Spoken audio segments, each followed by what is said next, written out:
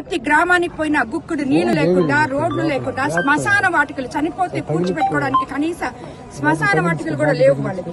ఇతను దోచేసిన, నేను చెప్పాను కదా నిన్ననే, రియల్ ఎస్టేట్ లో 1170 ఎకరాలు కోవూరు నియోజకవర్గంలో ఈ 5 సంవత్సరాల్లో రియల్ ఎస్టేట్ చేయడం జరిగింది. ప్రతి ఒక్కరి దగ్గర 5 నుంచి 10 లక్షలు వసూలు చేస్తున్నాడు. ఈ డబ్బులు, ఇసుక డబ్బులు, గ్రావెల్ డబ్బులు, ఇంకా ఎన్ని మాఫియాలు చేశాడో నాకు తెలియదు. అవన్నీ డబ్బులులో 5% ఈ నియోజకవర్గం మీద ఒక్కొక్క గ్రామంలో పెట్టుంటే గ్రామంలో ఉన్న ప్రజలందరూ ఎంతో సంతోషంగా ఆనందించేవాళ్లు. అది వదిలేసి గ్రామాలని ఈ మాత్రం తినేస్తున్నాడు. అది నా బాధ.